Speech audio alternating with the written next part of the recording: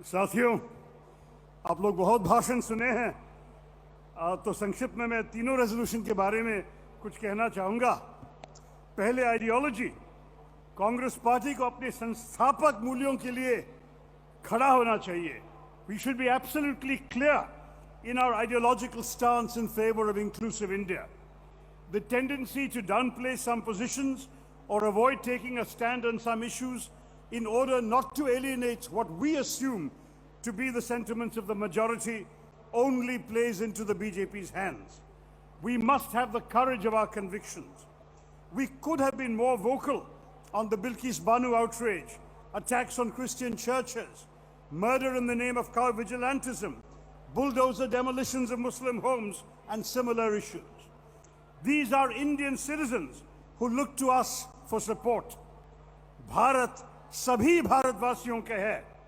If we do not speak out in such cases, we're only surrendering our core responsibility of standing up for India's diversity and pluralism, which should be central to the Congress's core message. I must say, Bharat के मजहब निरपेक्ष लोकतंत्र की जड़ों को मजबूत करने के लिए हर संभव प्रयास करना चाहिए. Second, on economic policy, we have a good resolution before us. We need clarity about what we stand for in economic policy. We should outline the elements of a progressive economic policy agenda that addresses head-on the challenge of unacceptable inequality in the country.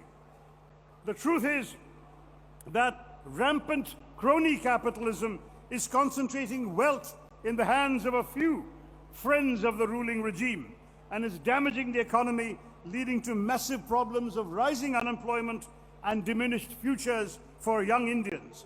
We must launch a direct assault on inequality and its causes.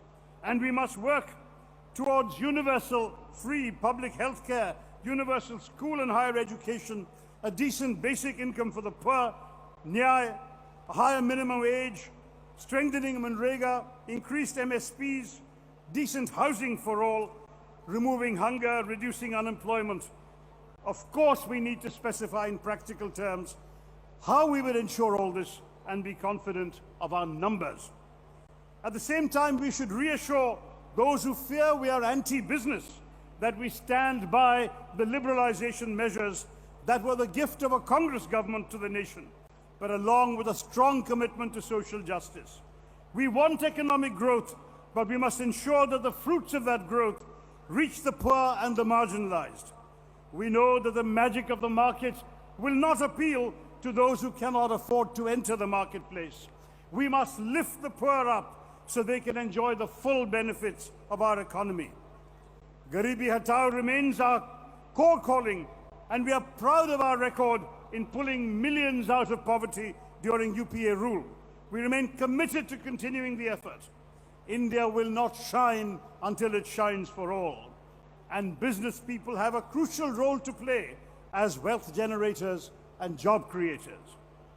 In urban India, we must speak for the necessities that basic urban voters lack. Better public utilities like city transport, good roads, affordable housing, clean drinking water, decent education and government schools. All of this requires our voice as well as perhaps a charge to restructure urban government and establish directly elected authorities to have the ability to make a difference in the lives of urban residents. India is a young country led by old people. We hold the world record for the largest gap between the average age of the population and the average age of the cabinet. Young Indians must believe we understand their aspirations and can be trusted to promote them in government. Our own party constitution amendment is a good place to start, but we must go farther. A digital revolution is upon us, and our youth must be ready to adapt to it. We must help them do so. I see vast opportunities for India, and we must seize them. At the same time, we must stay focused on climate change and pursue all avenues to combat this threat, even as we leverage some of the opportunities that will become available as the world transitions to cleaner technologies. International affairs. Foreign policy was long seen as an area of national consensus in which there was no Congress foreign policy or BJP foreign policy, only Indian foreign policy and Indian national interests. This tradition has sadly been undermined by the Modi government, which speaks ill of its predecessors abroad and refuses to take the nation into confidence on vital foreign policy issues, including what is happening on the LAC with China. It is shocking to hear our foreign minister say that China, or imply that China is too rich to stand up to. We must demand that Parliament be taken into confidence, that the nation be told what is our thinking about our vital national security interests. Foreign policy must again return to being a consensual national endeavor with bipartisan agreement and support. The fact is that India's future is bright as long as Congress fights the good fight. Bharat Jodo Yatra was a huge success, and it has revived the self-confidence of the party cadres. From here, let us send out a message of Congress Jodo. Bharat का भविष्य तब तक उज्जवल होगा जब तक कांग्रेस अच्छी लड़ाई लड़ते रहेंगे।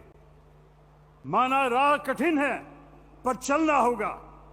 हमको खुद सूरज बनकर जलना होगा। आपस में हम जुड़े रहे तो जीतेंगे। ये काले दिन फिर जल्दी से बीतेंगे। एक धारा से चट्टानें कब कटती है, हमको एक दरिया बनकर बहना होगा। जीतना है तो मिलजुल कर रहना होगा। जीतना है तो मिलजुल कर रहना होगा। जय कांग्रेस, विजय कांग्रेस, जय हिंद।